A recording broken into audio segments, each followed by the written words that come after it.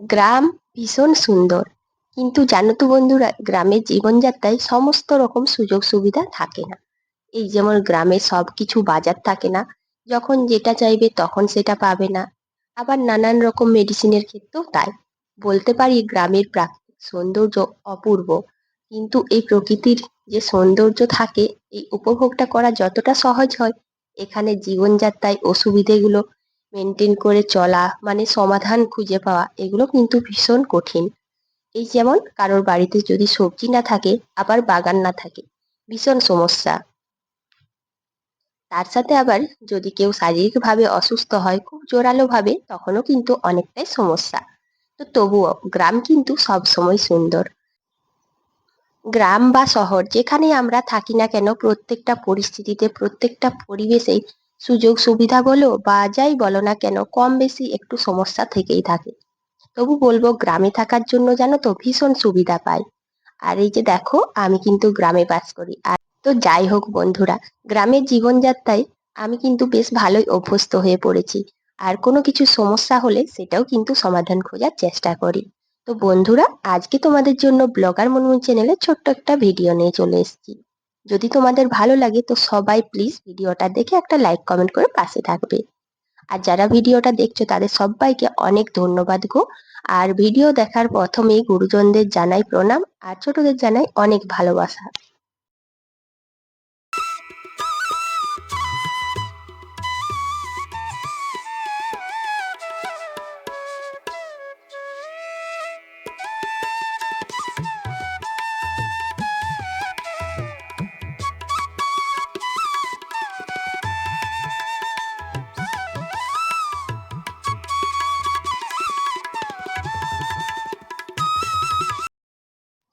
অনেক রকম কাজ করলাম, তবে হ্যাঁ, সকালের কিন্তু গ্রামের পরিবেশে যে কাজটা হয় সেই কাজ কিন্তু কিচ্ছু শেয়ার করিনি।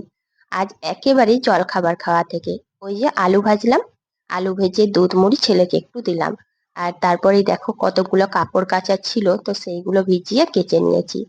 আর জানো, বালি তো আমাদের এখানে প্রচুর হয়, তাই উঠোনটা আর একবার ঝাড় দিয়ে দিলাম। একবেলার খাওয়ার পরে জানো তো গ্রামের মানুষদেরকে ভাবতে হয় যে দ্বিতীয়বার যখন দুবেলার সময় খাবো, মানে ভাত খাওয়ার সময় খাবো দুপুরে, তখন কি খাবো, কি রান্না হবে। আর এই চিন্তা করতে গিয়ে দেখলাম না, আজ তো কোনো সবজি নেই। আর সবজি যেই নেই সেই মাথায় বুদ্ধি খাটিয়ে বাগানে বেড়াতে চলে গেলাম। মানে বাগানে সবজির সন্ধানে চলে গেলাম। বাগান বেড়ানো এই কারণে বললাম, পুরো বাগানটা যখন ঘুরি না কোনো সবজির জন্য বা কোনো কারণে, তখন না ভীষণ সুন্দর লাগে। একসাথে জিনিসেরও খোঁজ হয়ে যায় আর বাগান ঘোরা। তো বাগানটা ঘোরার পরে দেখলাম জানো তো যে পেঁপে পারবো বলেই গিয়েছিলাম। আর দেখলাম সেইভাবে কলা মাঝেও কাটা গেল না, কারণ ঠান্ডা লেগেছে, একদম ভালো লাগছে না। আর এদিকে দেখলাম যে পেঁপে গাছেও বেশ ছোট ছোট পেঁপে। তাই এই যে আমার উঠোনে যে বড় বড় পেঁপে গাছ রয়েছে, সেখানের পেঁপেগুলো পাড়াই ঠিক। কারণ ছোট পেঁপেগুলো পেড়ে দিলে ওগুলো না খুব একটা ভালো লাগবে না খেতে। তাই ভাবলাম এই সামনের বড় গাছটার থেকে পারি। আর গাছটা এত বড় যে এত বড় একটা বাতা নিয়েছি, তাও কিন্তু পারতে পারছিলাম না। অনেকবার কিন্তু এদিক ওদিক নড়িয়ে তারপর পেঁপেগুলো পারতে পারলাম। আসলে যে জায়গাটায় দাঁড়িয়েছিলাম জানো তো বন্ধুরা, ওখানে বেশ রোদ ছিল। আর তবু কিন্তু অনেকগুলোই পেরেছি।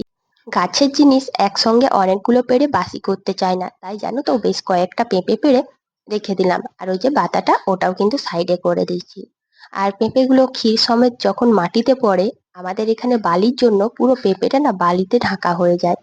আর সেই কারণে ভাবলাম যে সবজি কাটার আগে ভালো করে ধুয়ে নিই।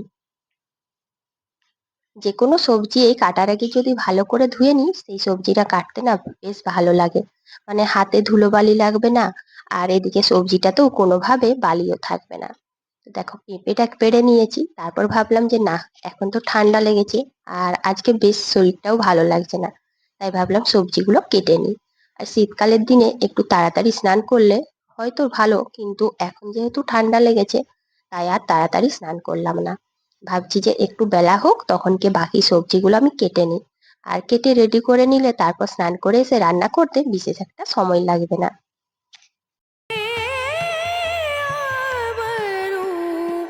जादू बिवारी वारी वारी रे बिनती करते मैं तो हार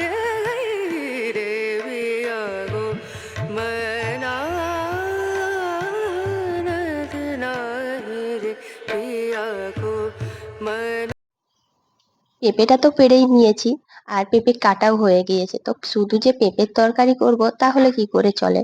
তাই ভাবলাম যে না, আমরা গ্রামে থাকি আর আমাদের বাগানে এত রকম সবজি রয়েছে, তাই ভাবলাম আজকে আর একটা কোনো রেসিপি বাড়ানো যাক। তো চোখের সামনে না দেখতে পেলাম এই জবা গাছটা। প্রথমে ভাবছিলাম যে এই জবা গাছের পাতা দিয়ে করব না এই পাতা দিয়ে করব, কারণ জবা গাছটা জানো তো বন্ধুরা এই পাতাতে পুরো ঢাকা হয়ে গেছে।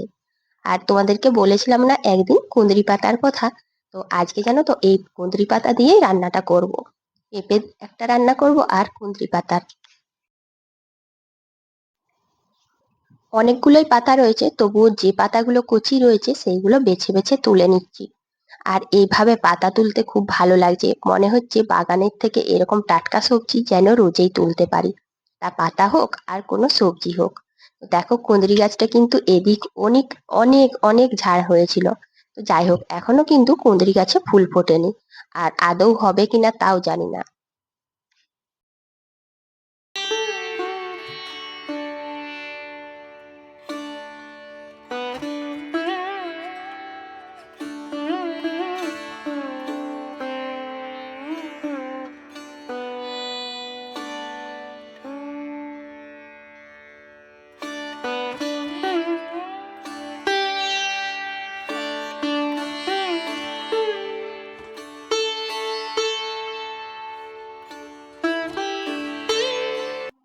এখন দেখো স্নান করার পর পেঁপে কাটা ছিল তাই সেদ্ধ করতে বসিয়ে দিয়েছিলাম। আর সব সেদ্ধ করার ব্যাপারগুলো হয়ে গিয়েছে, মানে ডাল সেদ্ধ, পেঁপে সেদ্ধ, আর এখন ছকে নিচ্ছি। বাগানের এরকম কিছু কিছু সবজি থাকলে বাড়িতে কোনো সবজি না থাকলেও কোনো টেনশন নাই। যেহেতু গ্রামে থাকি তাই খুব সহজে এখান ওখান থেকে, বিশেষ করে আমাদের তো বাগান আছে তাই বাগান থেকে খুব সহজেই সবজি পেয়ে যায়। এই যে আজকে যেমন একটা টাটকা পেঁপে দিয়ে কি সুন্দর ছেচকি বানিয়ে নিলাম। আর অনেকে চচ্চড়িও বলে, আর এতে কিন্তু খরচটাও কম আর শরীরের জন্য ভীষণ প্রোটিনযুক্ত। আর পেঁপে খাওয়া কিন্তু সবার জন্যই খুব উপকারী। পেঁপেটাও হয়ে গেছে, আর এখন এই যে ডালটা ছকবো বলে একটু পেঁয়াজ, জিরে আর কাঁচা লঙ্কা দিয়ে দিয়েছি। আর জানো তো বন্ধুরা আমরা কিন্তু কোনো তরকারিতেই শুকনো লঙ্কা খাই না। দেখো এখন ডালটাও ছকে নিচ্ছি, আর করব পাতাটার তরকারি। তো বন্ধুরা আমরা গ্রামে থাকি তাই হুটহাট করে এটা ওটা অর্ডার করে বা কিনে নিয়ে আসতে পারি না, বা দামি দামি খাবারও প্রতিদিন বানাতে পারি না। দেখো এই যে বাগানের কিছু কিছু সবজি রয়েছে এগুলো যদি আমরা টাটকা পাই আর রান্না করে খাই তাহলে জানো তো ওই কেনা খাবারগুলো বা দামি খাবারগুলোর থেকেও কিন্তু ভীষণ টেস্টি আর শরীরের জন্য ভীষণ উপযোগী। এই যে পাতাটা, এই পাতাটা কিন্তু সবজির মধ্যে পড়েই না, অনেকে হয়তো মনেও করবে না, কিন্তু কি যারা রান্না করে এই পাতাটা তারা জানে যে এই পাতাটার রেসিপিটা কত সুন্দর।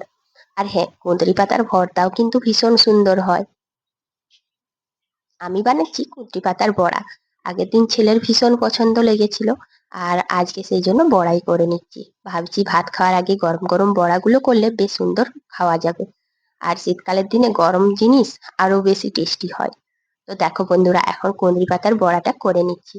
আর তোমরা কারা এইরকম এই যে বাগানের তোলা খাবার খেতে পছন্দ করো, পাতা ভর্তা বা বাগানের টাটকা কোনো সবজি পেড়ে হালকা তেল মশলা দিয়ে, তারা অবশ্যই কমেন্ট করবে। আর আমার বন্ধুরা তোমরাও কি এরকম খাবার দাবার পছন্দ করো? কেমন লাগে তোমাদের এরকম খাবার দাবার? আমি যেগুলো তোমাদের সাথে শেয়ার করি অবশ্যই জানাবে। তো দেখো বড়াগুলো এখন আমার প্রায় রেডি হয়ে গিয়েছে, আর এখন দুপুরে খাওয়া দাওয়া করে নি। তো আজ এখানে শেষ করছি, টাটা।